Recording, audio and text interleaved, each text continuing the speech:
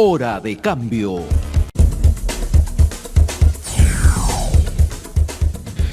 A esta hora del programa nos visita pues Heriberto Benítez Rivas, excongresista, abogado del expresidente Alejandro Toledo Manrique y bueno, un polémico político de nuestro medio que así nomás ya no se ve. ¿Cómo estás, Heriberto, después de tanto tiempo? Sí, pues muchas gracias por la invitación, sobre todo ahora los temas de actualidad que nuevamente hacen que uno hable de política y de temas jurídicos, ¿no?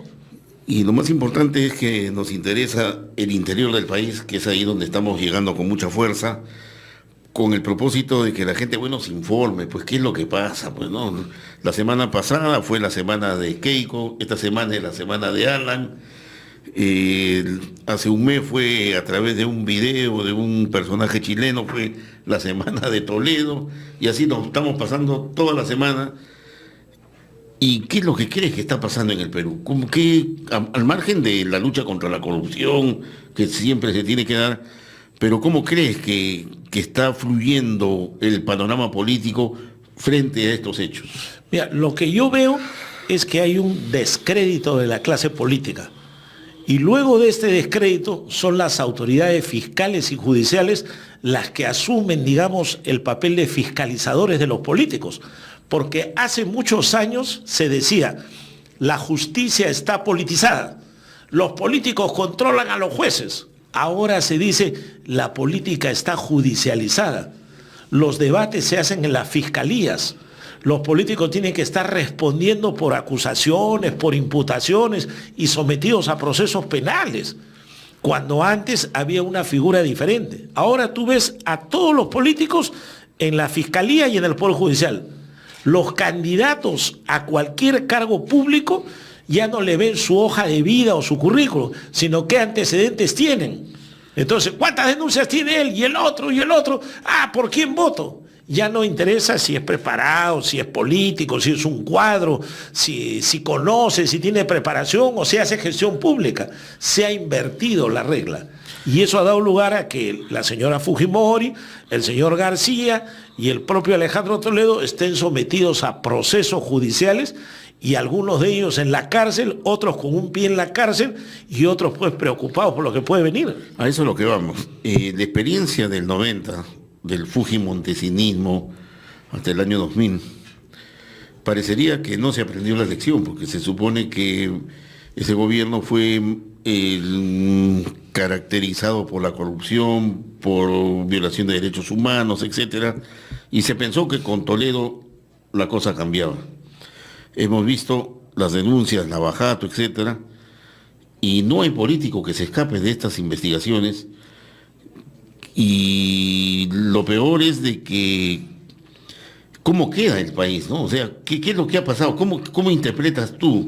Al margen de si robó o no robó, yo no quiero llegar a ese tema porque no vamos a enfrascar. Sino ese análisis, porque de todas maneras ha habido corrupción. Eso es lo que no se puede negar. Yo lo que veo es que ahora hay mayor difusión de lo que pasa. Ahora tenemos redes sociales. Hay Twitter, hay Facebook, hay celulares que permiten a la gente grabar hechos para que se conozcan rápidamente y se viralizan y el país o el mundo los conoce pero en menos de media hora. En la década del 90 no había tanta difusión porque por un lado Fujimori controlaba los medios de comunicación y no se sabía lo malo, solo se conocía lo bueno de Fujimori, las obras que hacía, cómo la gente lo aplaudía y era un candidato pues, que siempre ganaba las elecciones. Luego de ello no aprendieron la lección y ahora con la información que hay, con la tecnología, rápidamente pues lo filman, lo graban, los siguen y ya la gente se entera y ahora pareciera que hay más corrupción que antes. Porque ahora se conoce más. Mira nomás los audios de los jueces que conversaron. Hace 20 años era imposible descubrir algo así. Ahora tiene jueces supremos hablando con políticos, arreglando expedientes, liberando violadores. Y la gente lo escucha y se indigna más. Por eso pareciera que hoy hay más corrupción que antes, pero no es así. Yo creo que siempre se ha mantenido. Lo que pasa es que ahora se conoce más. Entonces eso le permite a los fiscales tener mayor participación y una mayor actuación. Recuerdo mucho la defensa que hiciste sobre tu caso cuando te querían Levantar la inmunidad y sacarme del Congreso. Así es. La verdad que te defendiste bien. Y eso necesariamente me hace hacerte una pregunta de análisis más que nada, y de razonamiento. El caso del chuponeo, el caso de donde están involucrados estos jueces, fiscales inclusive, etcétera, se da producto de un audio, un teléfono que recepcionan, que había comunicación entre autoridades judiciales y la delincuencia en el Callao. La fiscalía le dice a los jueces que intercepten los teléfonos y que se investigue. La pregunta es la siguiente. Yo no veo en los audios que aparezcan verdaderamente los capos de la mafia del Callao. O sea, ¿quién maneja la droga en el Callao? Porque no me van a decir pues que Oropesa o Caracol son los dueños de la droga. Ellos simplemente son paseros que ganan su plata, etcétera. Pero daría la impresión de que se abortó la investigación. O sea, este señor Inostroza es el jefe de toda la mafia. No sé, yo no creo que él sea el jefe de toda la mafia en el Callao. Mira, o lo han hecho abortar el tema. Mira, como tú bien lo has explicado, esta difusión de los audios empieza producto de una investigación a Caracol y a otros que manejaban el puerto y el embarque de drogas. Entonces, por ahí entra la investigación y la voz de un tal Walter que comienzan a mencionar. Entonces dice, a ver, a este número, a ver, pedimos autorización para escucharlo también, y comienzan a ampliar, y ahí van entrando llamadas de vocales supremos, de fiscales. Entonces llama la atención ese tipo de llamadas y se distraen y comienzan a ir más por el lado político, que mediáticamente es el que más noticia da. Entonces se conocen esos audios, arma un escándalo, pero como tú bien dices, la otra parte de los audios, que debe ser el 80%, está destinado al narcotráfico, a las mafias que hay en el Callao y a quienes son los poderosos que controlan toda esa parte. Eso todavía no se ha conocido.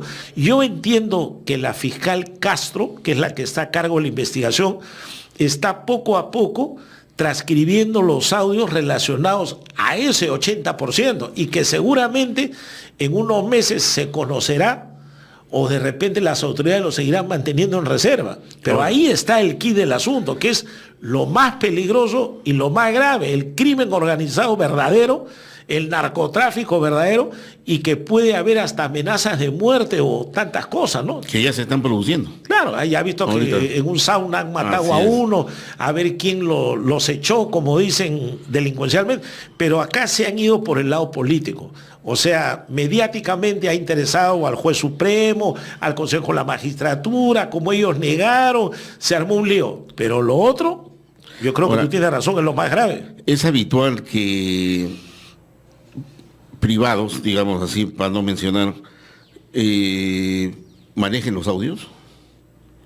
O sea, medios de comunicación que son privados. Mira, ahí... ¿Cómo se explica? ¿Cómo llegan? Y al final de cuentas son los que ponen la agenda, ¿no? Mira, ahí generalmente cuando se hace este tipo de interceptaciones, el Ministerio Público le pide autorización al juez, el juez la da, y eso lo pasan a un equipo especializado de la policía que le llaman Constelación. Entonces, ahí hay la vigilancia de un fiscal. Entonces, escuchan, transcriben y se lo pasan al fiscal, o le pasan los audios, y el fiscal es el que va procesando.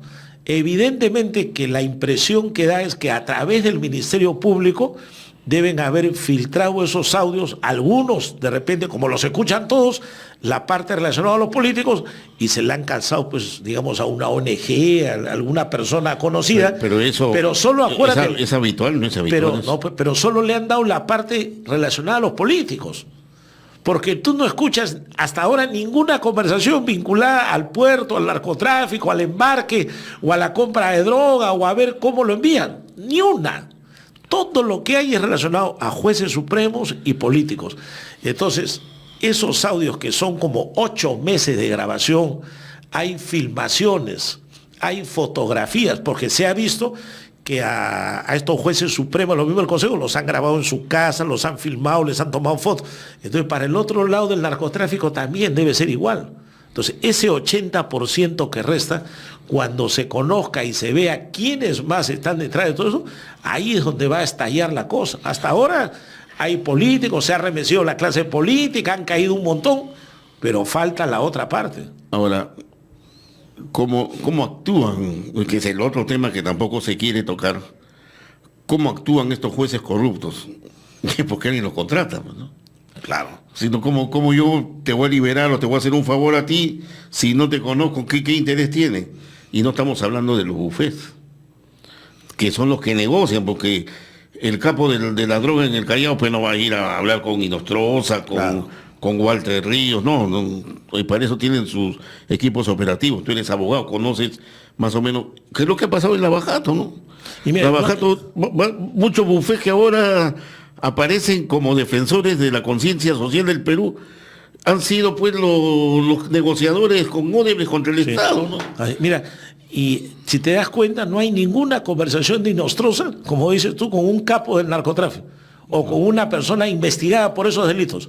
Entonces, ha habido una selección en la cual se ve a un Inostroza que lo que quería era tener más poder. Y más plata. Claro, más plata, quería ser presidente del Poder Judicial, de repente en algún momento candidato presidencial, sabe Dios, y controlar la justicia para a través de ahí tener dinero. Pero las visitas, las otras conversaciones no se ven. Y acuérdate que Inostroza anteriormente fue presidente de la Corte del Callao. Claro. Y dejó como sucesor a Walter Ríos para controlar el Callao. Y el Callao es donde hay sicariato, donde hay narcotráfico, donde hay crimen organizado, donde hay enfrentamiento entre criminales, pero atroz.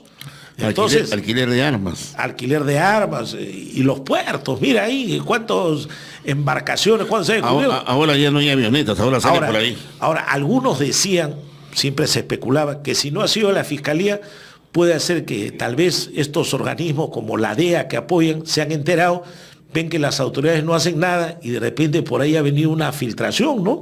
Aunque yo dudo que los extranjeros lo hagan, pero lo que se presume es eso, que ha salido a través del Ministerio Público, que son los que tienen el material en custodia, salvo que un policía haya grabado, pero hay varias conversaciones. Pero remontémonos un poco a la historia. Ya hemos tenido la experiencia de los Vladivideos. ¿Los Vladivideos todos se visualizaron? No. Un sector, acuérdate, quedó en el arzobispado, ¿no? Y lo declararon reservados porque eran temas íntimos y personales. Y el Congreso, incluso en su archivo, claro, ahí quedó. Ferrero dijo que ciertos videos no los podían difundir y a los congresistas que tienen por el cargo que ocupan la facultad de poder, decía, pueden bajar al sótano de la presidencia y ahí les pongo una pantalla para que si ustedes quieren solo vean, pero no puedan grabar ni copiar. Pero eso ya era un poco de morboso, ¿no? De querer bajar a ver un video solo para conocerlo. Y tenía ahí un almacén. Nunca se supo de eso. Después se los remitieron al Ministerio Público y se desaparecieron. Nunca se habló de una parte. Solo se habló de algunos que era como un circo para estar. Igual ahora salen algunos audios, algunas conversaciones, pero el tema de fondo de lucha contra el crimen organizado no aparece. Ese es un poco el temor que se tiene en relación a que pueda suceder lo mismo, ¿no? O sea, porque se ha hablado el otro día, 60.000 audios, el otro tiene 10.000 audios, y bueno, ¿y cuándo va a salir, no? ¿Quién va a escuchar o no lo van a escuchar de repente? Además, mira, horas de horas durante 6 u 8 meses, grabando las 24 horas a múltiples personas, tiene que haber todo tipo de conversaciones. Y los seguimientos tienen que estar ahí. Ahora, ¿dónde está el nivel de corrupción de que Inostroza converse con Walter Ríos o con otro del Consejo Nacional en la magistratura? Bueno, ¿qué favor significaría en la lucha contra la criminalidad? Lo único que se ve es un tráfico de influencias, digamos, cobrar dinero de corrupción, que bueno, tiene que investigarse, es cierto. Por supuesto, pero lo grande. El tema de fondo, que es ¿quién lo manda? ¿Quién lo manda? En esos años, ¿cuántos narcotraficantes o capturados o requisitoriados han sido liberados y beneficiados durante esa época? habría que revisar todos los fallos judiciales que se han dictado durante los 3 últimos años, revisar todas las sentencias para ver cuántos personajes, entre comillas, les han dado beneficios o no los han encarcelado o les han archivado sus investigaciones. Que como no son personas conocidas, simplemente el fiscal lo archiva y nadie reclama. Entonces, ahí habría que ver y hacer una investigación, pero nadie la quiere hacer, tal vez por temor a enfrentarse a estos bandas y que de repente los puedan matar. Acuérdate que han matado fiscales, en los penales matan internos por disputa y todo viene originado del narcotráfico. Así es. Estamos dialogando con Heriberto Benítez. Nosotros mismos corremos riesgo ahorita de estar hablando del tema. Sí, de repente. Bueno, pero son los riesgos que se asumen profesionalmente hablando, pero ¿en qué crees que va a terminar todo esto? Mira, yo creo que ahorita la población la entretienen con el tema político, con la probable detención de García, con la extradición de Toledo, con la captura de Keiko Fujimori. No lo van a dejar salir, ¿no? Entonces ahí van a estar entretenidos, pasa el referéndum, siguen las investigaciones, vienen nuevas elecciones sin reelección y a la gente le dan un poco de circo. Entonces la gente se entretiene. Mientras tanto, las cosas van subiendo, el crimen organizado sigue avanzando y no hay un combate frontal contra ellos. Pues yo no veo que salgan capturas de narcotráfico. Capturan la droga, pero agarran a los paqueteros o a los burrieres, nadie más. No cae ni uno otro. No caen los grandes. ¿Y qué? ¿La policía no puede detectar de dónde viene esa droga? O agarran de la selva un camión que está viniendo, que ahí se traía 20 kilos de droga y agarran al chofer y al acompañante que no saben ni dónde están parados. Pero ¿de dónde viene? ¿Dónde se origina? No hay un combate frontal. Yo vi en la presentación cuando se acercó el expresidente Alan García a la fiscalía, llevó un pequeño equipo, el APRA, y había haciendo campaña moralización contra la corrupción, habían solamente 3 personas, uno que estaba con su megáfono y otro que lo cuidaba porque no le peguen, pero el pata se la jugó con su megáfono y le empezó a decir porque era un inmoral, etcétera, Ana García. Pero cuando fue lo de Keiko, ahí se movilizaron más de 200 personas contra Keiko, ¿no? Sí. Entonces, ¿cómo entender? Y esos son las ONGs, ¿no? Hablando claramente, ¿no? Claro, movilizaron, había enfrentamientos, la policía tenía que separar a los dos grupos y era todos los días de manera permanente. Ahora, en el caso de García, claro, ha ido gente así de humo espontánea. Que pasó por ahí de repente, ¿no? Pero seguramente si detuvieran a García, hubiera una audiencia, iría más gente a participar de esto. Es evidente, ¿no? Porque la gente quiere ver preso a García, como la vio a Keiko, y quiere también que a Toledo lo traigan y lo metan. Eso es una realidad. Mira, yo soy abogado de Alejandro Toledo, yo sé. Pero tengo que ver la realidad y no la puedo negar. Ahora, que le han violado el debido proceso, está bien. Que no creo que Estados Unidos lo entregue, está bien. Pero acá hay una, digamos, una condena social, donde ya se le ve como culpable, ¿no? Muy bien, gracias Heriberto por tu visita. Habrá oportunidad para seguir conversando sobre estos temas. Con todo gusto, cuando bien, ustedes digan. Perfecto, nosotros nos despedimos a través de Hora de Cambio, a través de la red de comunicación regional y nos despedimos hasta la próxima semana. Buenos días. Para todas las mentirosas. Hora de Cambio.